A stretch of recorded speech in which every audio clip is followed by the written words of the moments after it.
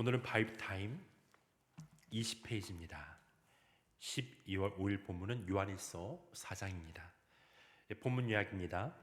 요한일서 4장은 영들을 분별해 하나님께 속한 영인지 시험하라고 권면한다. 하나님은 사랑이시므로 사랑하는 자는 하나님을 아는 자이며 형제를 사랑하지 않는 자는 하나님을 알지 못한다고 한다. 하나님의 사랑이 예수 그리스도를 통해 나타났음을 강조한다. 사도 요한이 요한일서를 쓸 당시에 교회는 심각한 위기를 겪고 있었죠. 겉으로는 평안해 보였지만 안으로는 진리를 잃어버린 혼란이 퍼지고 있었습니다. 예수께서 참 하나님이시며 동시에 참 인간이심을 부정하는 이단적 사상들이 등장했고, 그들의 거짓된 가르침은 교회 믿음과 공동체의 사랑을 무너뜨렸습니다. 사람들은 하나님을 안다고 말했지만 그들의 말에는 사랑이 없었어요. 믿음은 머리에 논쟁이 되었고, 하나님을 향한 사랑은 이웃을 향한 판단으로 바뀌어갔습니다. 진리를 주장했지만 그 진리 안에는 생명이 사라졌습니다. 그때 요한은 조용하지만 단언 어조로 복음을 다시 말하고 있습니다. 그는 교리로 교회를 세우려 하지 않았습니다. 그가 붙잡은 것은 언제나 처음으로 돌아가는 것이었습니다. 복음의 시작, 교회의 심장, 곧 하나님의 사랑으로 돌아가는 것. 요한이 이 편지를 쓴 이유는 단순했던 거죠. 사랑의 이른 시대에 다시 사랑으로 돌아가자고 부른 것입니다. 본문에 들어가면 요한은 사랑의 출발점을 분명히 하고 있어요. 7절 상반절입니다. 사랑하는 여러분, 서로 사랑합시다. 사랑은 하나님에게서 난 것입니다. 사랑은 인간의 감정이나 의지에서 흘러나오는 것이 아니라 하나님의 존재 자체에서 비롯된 것입니다. 하나님은 사랑이세요. 우리가 사랑할 수 있는 이유는 우리 안에 선한 무엇인가가 있어서가 아니라 먼저 하나님이 우리를 사랑하셨기 때문입니다. 요한은 그 사랑이 어떻게 드러난지를 이렇게 전하고 있습니다. 9절입니다. 하나님의 사랑이 우리에게 이렇게 드러났으니 곧 하나님이 자기 외아들을 세상에 보내주셔서 우리로 하여금 그로 말미암아 살게 해주신 것입니다. 사랑은 추상적인 감정이 아닙니다. 하나님이 우리를 위해 행하신 구체적인 사건이에요. 그분은 말씀으로만 사랑을 말하지 않으시고 몸을 입고 이 세상에 오셨습니다. 그것이 하나님의 사랑의 방식이죠. 그리고 요한은 말합니다. 10절입니다. 사랑은 이 사실에 있으니 곧 우리가 하나님을 사랑한 것이 아니라 하나님이 우리를 사랑하셔서 자기 아들을 보내어 우리의 죄를 위하여 화목제물이 되게 하신 것입니다.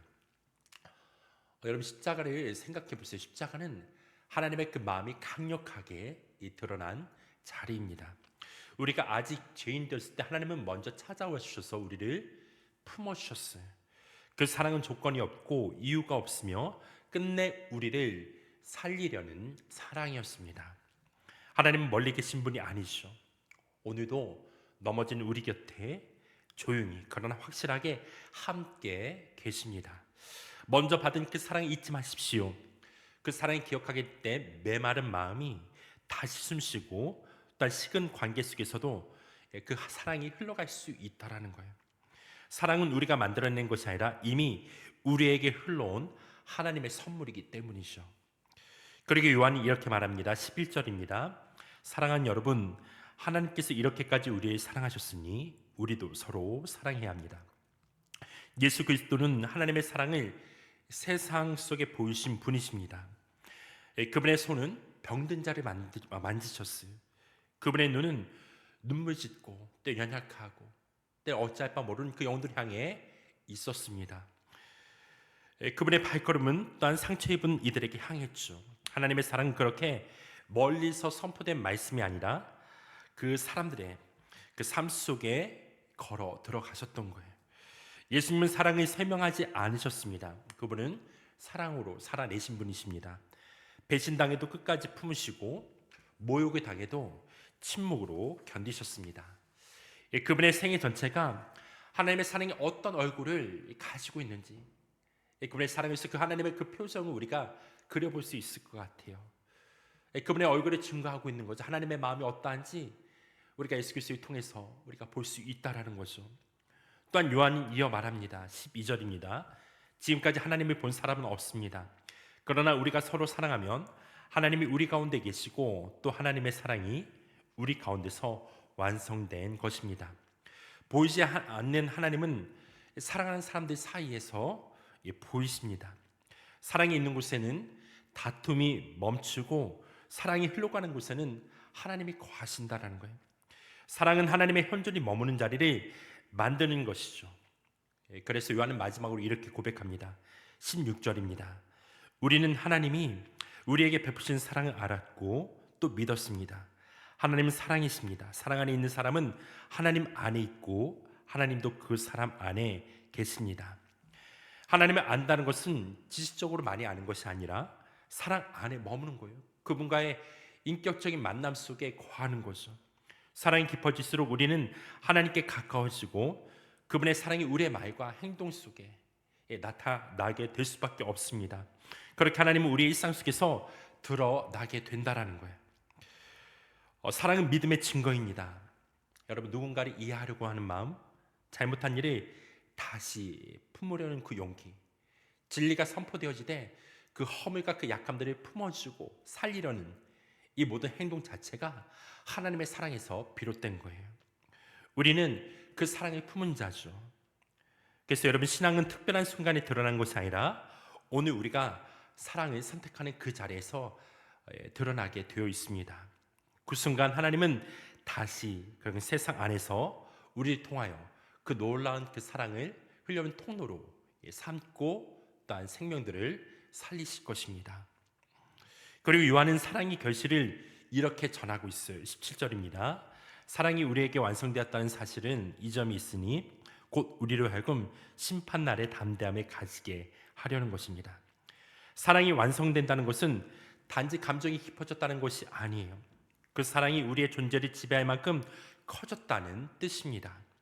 하나님의 사랑이 우리 안에 머물면 심판의 자유차, 두려움의 날이 아니라 기쁨의 날이 될 수 있다는 거예요. 왜냐하면 우리는 이미 그리스도께서 사신 그대로 살아가고 있기 때문입니다. 요한이 이어서 이렇게 말합니다. 18절입니다. 사랑에는 두려움이 없습니다. 완전한 사랑은 두려움을 내쫓습니다. 두려움은 징벌과 관련이 있습니다. 두려워하는 사람은 아직 사랑을 완성하지 못한 사람입니다. 두려움은 심판에 앞둔 마음에서 나오지만 하나님의 사랑은 깊이 아는 사람은 이미 용납받았다는 평안을 누리게 돼요. 사랑이 두려움을 밀어내는 순간 그 사랑은 더 이상 벌을 두려워하지 않고 하나님의 품 안에서 자유를 배울 수 있다는 거예요. 말씀에 보게 되면 담대하라, 그리고 믿음으로 주님 앞에 나아가라 말하잖아요. 경외함이 있어야 되는 분들이 있죠. 그러나 사랑이 없는 그 두려움들, 이것들은 하나님을 온전히 보지 못하게 해요. 그 두려움은 사단, 원수, 마귀가 공격하는 통로가 될 수밖에 없는 거예요. 그래서 여러분, 사랑 가운데 거하는 것, 우리 분의 그 또한 경외함으로 그분 앞에 서는 것, 이것은 그분과의 친밀한 또한 관계 안에서 더욱더 깊이 우리가 하나님과의 만남을 또한 가져갈 수 있다라는 거죠. 그 사랑이 우리 가운데 충만하게 거하는 삶이 되기를 주님의 이름으로 축복합니다. 그리고 19절입니다. 우리가 사랑하는 것은 하나님이 우리를 먼저 사랑하셨기 때문입니다. 이 한 구절이 요한의 그 모든 말이 요약합니다. 사랑은 결단이 아니라 응답이에요. 우리가 하나님 향해 나아가는 것, 왜 나아갈까요? 먼저 다가오신 그분의 사랑이 있었기 때문에 그래요. 특별히 그분의 그 사랑에 우리가 마음을 여는 게 너무나 중요합니다. 그리고 요한은 마지막으로 경고하고 있어요. 20절입니다. 누가 하나님을 사랑한다고 하면서 자기 형제 자매를 미워하면 그는 거짓말쟁이입니다. 보이는 자기 형제 자매를 사랑하지 않는 사람이 보이지 않는 하나님을 사랑할 수 없습니다. 보이는 사람을 사랑하지 않으면서 보이지 않는 하나님을 사랑할 수가 없다라는 거죠. 사람을 향한 우리 태도 속에 하나님을 향한 믿음의 그 진실성이 드러나게 되어 있습니다. 사랑하는 성도 여러분, 사랑은 완벽해서 잘하는 것이 아니에요. 용납 안에서 자라간다라고 말하고 있어요. 실망한 관계 속에서도, 상처 입은 자리에서도 하나님께 받은 사랑을 다시 떠올리십시오. 그때 우리는 두려움 대신 평안을, 판단 대신 그리스도의 품으로써 또한 누군가를 품게 될 줄 믿습니다. 사랑은 우리의 약함 속에서 완성되어져요. 그곳에서 하나님은 여전히 일하고 계십니다. 요한일서 4장은 결국 하나의 고백으로 모이게 돼요. 하나님의 머무른다는 것은 결국 하나님의 그 사랑 안에 머물라, 이걸 말하고 있는 거죠. 사랑은 단순한 감정이 아닙니다. 하나님의 임재가 머무는 자리이며 그분의 마음이 세상 속에 드러나는 방식입니다. 우리가 사랑 안에 있을 때 하나님은 우리 안에 거하시고 그분의 빛이 우리의 말과 행동을 통해 세상을 비춥니다. 세상은 여전히 두렵고 관계는 여전히 어려워요. 그러나 요한은 말해요, 두려움을 내쫓는 사랑이 있다고 분명히 말하고 있는 거예요. 그게 바로 하나님이 우리에게 보여주신 그 사랑이죠. 그 사랑이 우리를 붙들고 다시 일으키게 된다라는 거예요. 사랑은 약한 이의 마음 안에서 다시 믿고 다시 품으려는 또한 작은 결심에서 시작됩니다. 하나님이 우리 안에 머무신다는 것은 우리가 완벽해서가 아니라 그분의 사랑이 완전하기 때문이에요. 오늘도 두려움 대신 사랑으로, 판단 대신 품음으로 그렇게 사랑을 우리 모두가 되길 주님의 이름으로 축원합니다. 그 길이 곧 하나님 안에 머무는 길이고 세상을 향해 빛을 비추는 믿음의 길이 될 줄 믿습니다. 이 시간 제가 기도하고 계속해서 개인 기도하는 시간을 갖겠습니다. 하나님, 그때 그 사랑이 우리 안에 머물고 있음을 우리가 믿습니다. 주님, 그 사랑이 우리 가운데 풍성하게 드러나게 하십시오. 그 충만한 그 사랑이 우리의 또한 삶 속에 만나는 일 가운데, 또한 성도의 가정 가운데 나타나기를 기도합니다. 또한 두려움들이 사라지고 그 사랑 가운데서 믿음으로 주와 함께 걸어가는 기쁨으로 주님 오실 날을 우리가 소망하며 살아가는 인생이 되기를 원합니다. 성령님, 그 사랑을 우리 가운데 계시하시고 하나님의 백성들이 주님만을 기뻐함으로 나아가는 삶이 될 수 있도록, 그래서 우리의 삶 속에 풍성한 열매들, 주님과의 친밀함을 통해서 나타나는 놀라운 구원의 그 역사와 또 우리 삶에 주어진 축복들을 누리며 나갈 수 있는 삶이 될 수 있도록 은혜를 허락하여 주옵소서. 오늘 이 아침에도 주님의 얼굴을 구하며 기도하는 백성들 가운데 주님의 사랑을 계시하여 주십시오. 그 친밀함 속에 주님과의 더욱더 깊은 교제 나가는 시간 될 수 있도록 은혜를 베풀어 주옵소서. 우리의 삶을 주님 앞에 의탁하오며 예수님의 이름으로 기도했습니다.